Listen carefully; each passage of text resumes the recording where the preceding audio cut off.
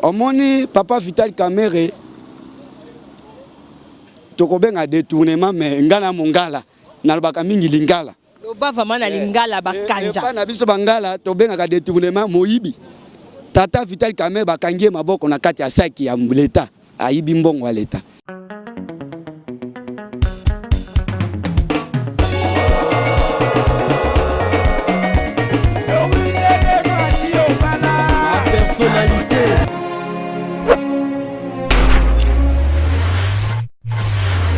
Mbote ya bandi nyonso la personnalité TV est-ce que Mibino za humble savante Mino Dolia Kambi. L'actualité nous oblige parce que tout le monde déjà condamné qui dure cab il y a président de la République Vital Kamerhe na 20 ans de prison Bino Moko Bolanda qui n'a procès à 100 jours. On est vraiment à travers la personnalité TV to qui sur le terrain poto zo ba vie ya ba imboka balo balolenge ni ba yambela qui condamnation à 20 ans ya Vital Kamerhe. Commentaire ça les até Binomo Bolanda bango boss a toujours connecté la personnalité TV boss s'abonner massivement merci na maman Doris Lema la personnalité prison papa pona yo au monde qu'on ndengeni ko condamner Vital Kamerhe 20 ans. Bon merci na question maman soki bat mosusu ba komona ke ko condamner Vital Kamerhe eza mabe to eza malamu selon na ko répondre que Vital Kamerhe a subi juste rigueur à la loi parce que lui-même a yebi malamu ke ko détourner eloko mboka to ko tia loboko na poche ya l'état pona kozwa biloko sans autorisation eza mabe a yebaki peke eloko oyo sort nango ezalaka condamnation mais soki lelo bato bakomona ngo mabe selon nga eza mabete a subir sort ya likambo oyo ye asalaki oyo nakoki koloba na yo na mokuse yango wana puisque bato bazo évoquer ba raison na bango tango mosusu mais justice etalisi na polele ke nani bazo évoquer ba raison na bango ba vitango mosusu tango maloba so rezo bimisi kaka bon maloba ekoki kozala de part et d'autre neti bato ba parti politique pour bien dire bato ba parti politique o bazoloba o ba condamné puisque balingete aya ko remplacer Félix Tshisekedi na 2023 comme candidat président ba condamné puisque yé azan puisque na yokaki na interview moko boy soi-disant bato ba condamné que ba juge bazo sambisa Kamerhe ce sont que balu raison ezaki bato oyo mabe oyo ye asali ne ememie na etumbu wana ezali kambo ya tribute ezali kambo ya parti politique te ezali kambo ya kozala ya regroupement politique moko boye te nde esali ke bakondane to bakondane te mabe moto azosala yango nde ekoki komema ye na libulu to ekoki ko latisa ye etumbu lokola ndeko na biso Vital Kamerhe oyo ye asalaki yango a récolter pote ke bazoloba ete nyonso moto azolona yango nde azobuka okokolona mbika lelo kozela te okobuka masango lobi okobuka kaka mbika oyo yo olonaki e soki osi obuki mbika na yo okomi kotia lokoso tokokanisa na bongaki kozala na mbika te na bongaki kozala na masango oyo yo olonaki te okokuta na justice na zela na yo pe okosibi rigueur ya loi na yo. Merci. Commentaire à Rossa Ezate Tozo Akara Bavi ya Baimboka le lenge procès il y a 100 jours et les cas qui pendent ba condamné Durkab président de la République Vital Kamerhe Binomo Bozolanda Bavi ya Baimboka pour continuer car Rolanda. Bonjour papa. Bonjour madame. Papa ni sentiment de zaki ni tango yoka ki ba condamné Vital Kamerhe 20 ans de prison. Bon merci pour na mutuna na sepela ki déjà pour déjà na landa ki procès ndenge ezalaki pona mboka ekende liboso le 1 ifuna no ezala bongo omoni procès ya Kamerhe biso nyonso tolandi yango na télévision Kamerhe akwei vraiment mutu akoki ko douter nango te Kamerhe akwei na ba question o ezaki palpable par exemple batuni oyebi muhima alobi na kutana na muhima te na yebi muhima te batuni oyebi Jamal alobi na yebi Jamal te batuni Jamal oyebi Kamerhe oui na solana Kamerhe 4 minutes 3 minutes batuni Jamal rapport na yo banda ko pesa pa na présidence on a banda ko pesa pa ya Kamerhe donc ba fait eza vraiment clair mutakoki ko boya nango te po mboka ekende liboso il faut système wana ezala faut justice ça la musala nango eza départ moko moko boye déjà oyo déjà za na kati ya mboka na biso biso to encourager kaka chef de l'état azala vraiment na force wana vraiment ya ko assumer ba responsabilité na ye. Donc c'est bien vraiment, c'est bien po ba misusu o ba koya na sima. En tout cas bakobanga justice makasi bakoyeba ke mboka makamako yiba lisusu ekozala te. Je sais que après une année vraiment to mona makamu ya malamu mabe oyo nga nazo mona eza nini opposition de azolinga ko aider IDPS en sigle parce que IDPS a komi kozwa charge ya opposition lisusu ozomona il fallait ba encourager président, il faut encourager des pestes na ni na baona kata pouvoir pour mboka ekende liboso mais non bango bazoboya kamera sali ba makama mabe mutu nyonso amoni mais batu mususu bazomona ngo mabe na yebite soki batu wana baza ba congolais ou bien soki baza ba congolais te. Donc il faut vraiment to encourager chef de l'état na oyo nyonso ezoleka eza malamu na zomona ngo mabe te kamera a subir loi asambi malamu te mutu nyonso amoni yango. Batuni mwasi na ye oza na numéro ya registre ya commerce na yo mwasi na lobite na bosani na tika na ngo ya ndako. Est-ce que numéro ya téléphone na yo okoki ko bosa nango? Jamais okoki ko bosa numéro ya téléphone na yo. Donc c'est un peu ça. Kamere a subi loi na ye naza na problème moté. Toza toujours à na lemba échangeur toujours continuer ka kozwa ba vie ya ba imboka par rapport à procès à 100 jours pe le ndenge ba condamné Vital Kamerhe 20 ans de prison tozwa ba sentiment ba imboka soki ba yoki ngo ndenge eza mabe to eza malamu. Bon satisfaction eza penda et la kisi biso vraiment que vraiment malembe justice ya mboka na biso et kwandi benda kozwa déjà moi ban plaire déjà et ba signaux moko forte to CP nango makasi pena na décision. Bon suite lobaka ka peut-être totali réaction bandeko na biso INC to ebité vraiment bandeko yo soki balingi nini to pesa bango ka conseil to lobi bon verdict que c'est bimi to quand même na kati ya démocratie. Tozo banda malembe kozwa elan moko boy so bino bandi likambo eza pona sentiment o ba bominde ko na biso bakangi ndeko na biso to silika eloko na ndeto CP nango te so bato INC ba CP par rapport à bakor basaki na kuna ya Nairobi parce que basaki bakor na bango babaki na 2023 Kamerhe fa postuler et bongo sko ba monisco lelo 2020 bakangi président na bango à parti INC. Yango de baza amsuna kotomboka papa yo kokolo bani c'est que mariage et kabwani entre INC na IDPS to zande d'accord ezalaka politique biso lobango tanga to barabo yaka na ba base poto to enseigner bino politique d'accord ezana ba niveau diplomatique siko bino na ba niveau ya ba base est-ce que bokoki te ko réfléchir est-ce que ezana ba manière mususu te bokoki ko sala pour que et besoin solution na problème de manière démocratique ezali ba moyen ezali soki ba écoute pas na nga na ko pesa ba conseil ba piste de solution o ba koko kene mais ça ba pesa bango attaque moi na mboka parce que oza nango ba koko landa biso parce que eza etandoike ba nyonso ba kotala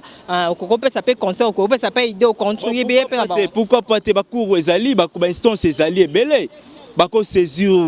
ba cour ya likolo ba cour net ba cour de cassation to yo kaka to benga ba cour na biso voire même ba cour international juge ala ki clair biso to zwa problème en 2006 tant papa Etienne Tshisekedi azala ki to saisira ki ba cour international so ba moni ki ba koka baza ba preuve na bango ba koki toujours komatisa yango na ba niveau international do baza vraiment na temps ya ko sala makambo belé plutôt que ya ko s'agiter na moi babiloko ngonde to ba. Merci papa. Ba imboka par rapport à procès 100 jours wana bomoninga déjà pemé na papa bonjour. Bonjour maman. Papa to moni procès à 100 jours et l'équipe a condamné Dirka ba président de la République Vital Kamerhe à 20 ans de prison pour na yo omoni ngo malamu to ezamabe. Bon, pour na kotala ndenge na ba age to komi nango na mboka soki muyibi te naza sinde Congo to za ndenge to za te. Mais loko les amakamba muyibi de mutu ayibi bazongisi na poste ba changer poste ndo to komiti na ba eta oyo to komi mais eza nango likambo te ke ya ndenge batu misusu bazozuela soko landi likambo ya justice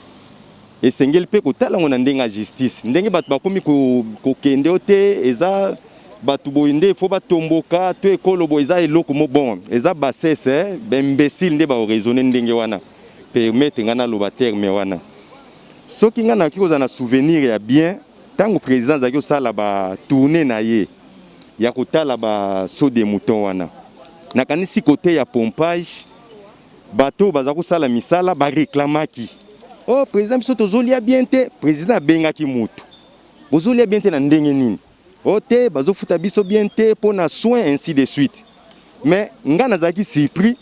namonaki Kamere Vital Kamere aza quand même mutu ko respecter hein tomonaki Vital Kamere abengi oh te yaka okoleka na bureau nakanisi ba archive wana ezali en qualité ya nani akai koyebisa bato wana balekela ye na bureau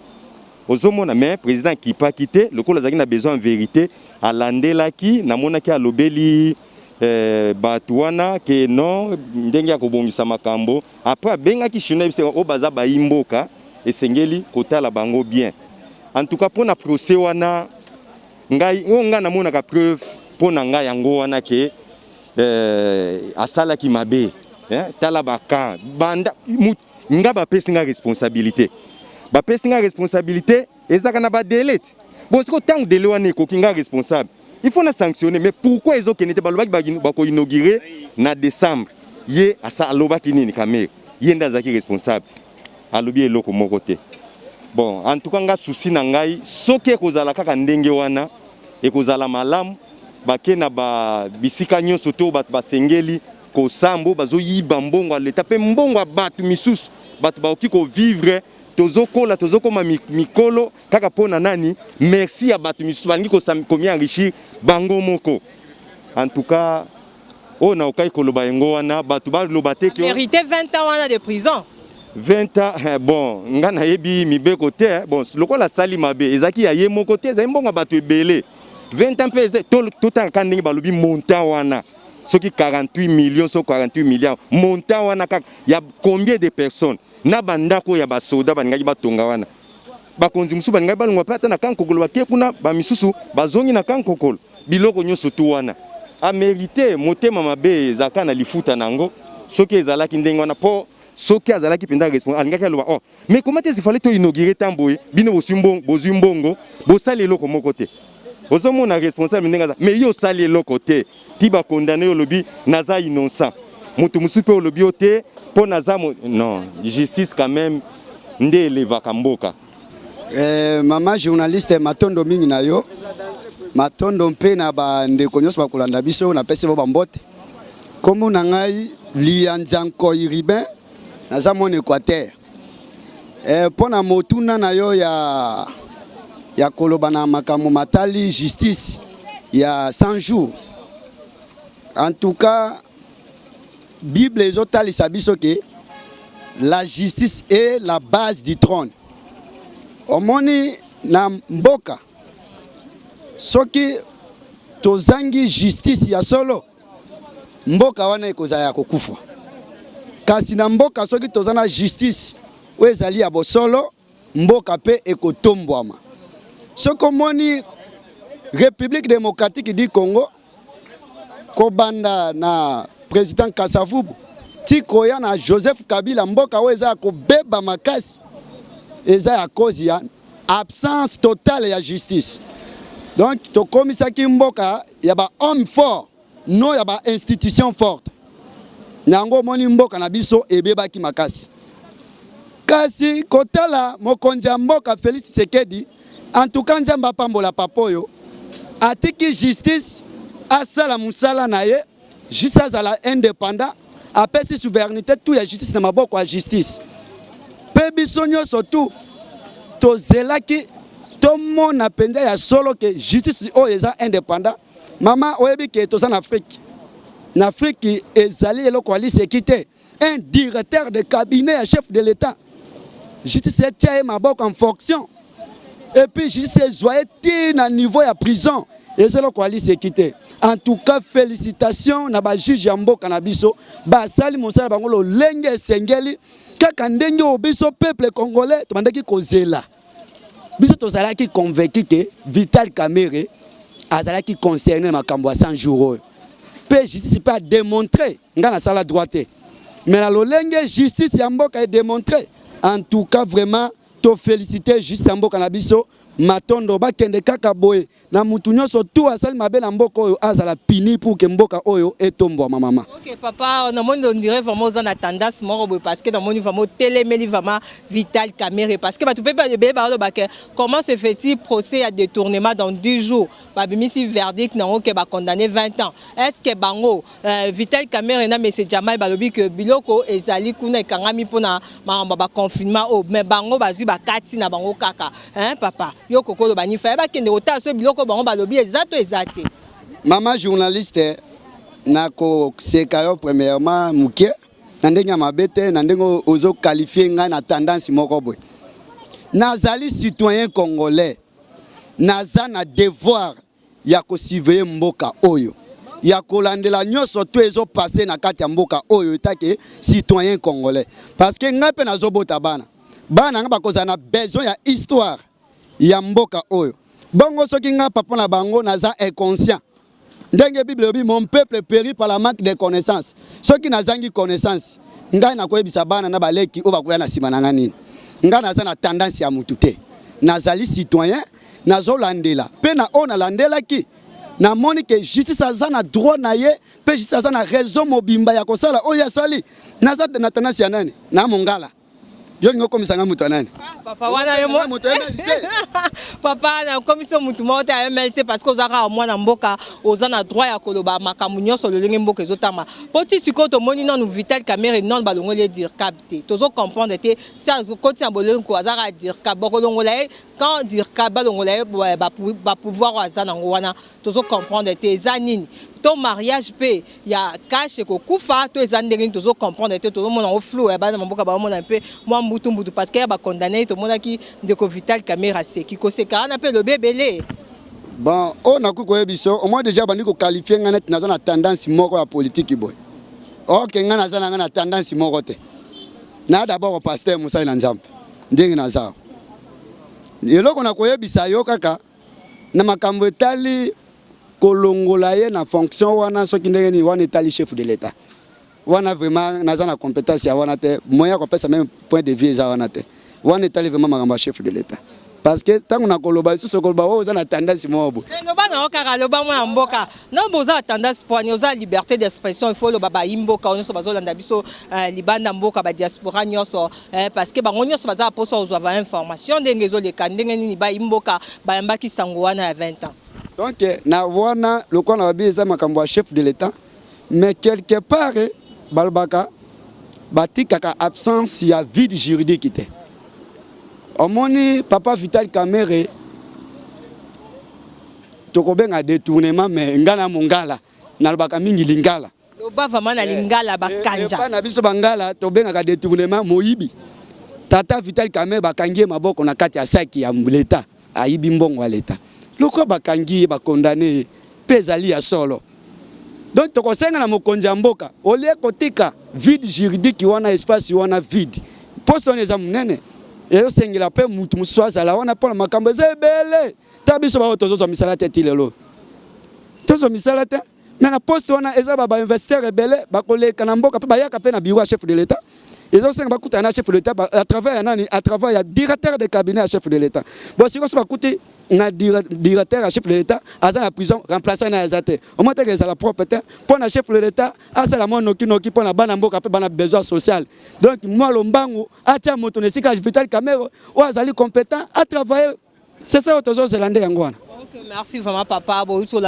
banamboka lolenge ba peseli lolenge ba lobeli par rapport il y a procès 100 jours pe lolenge ba condamné Durkab président de la République Vital Kamerhe commentaire au sala avant mais zate binomo boyoki naza eloko ba zate parce que binomo bolandi bo comprendre pour ça ya moi na mboka moko à travers l'interview on a pesi bino merci na pesi bino merci bon s'abonner massivement à la personnalité TV wana moni mama Doris la personnalité Fumunagaz na bo santé ambisi bazabaka na motema mon général John Kimbabu na moni susu Diva Westwood Givon ba Diva Westwood moi Sambongo kuna London City na moni susu Mamukole na moni José Marquez na Bundes na bo sandi pété Jili Lotoko la babi mama social kuna na kati à Paris bambote be na batunyo so balandi biso merci na bino parce que bozui temps na bino yako s'abonner à la personnalité TV. Merci na caméraman ou sali que ba image à clair ou à PC temps naé pour ça que Billy les avant melengi tout le monde est vraiment numéro dans les plus de 143 85 026 94 14 par reproche à ba conseil na bino ça bien tout le monde est la prochaine numéro bye.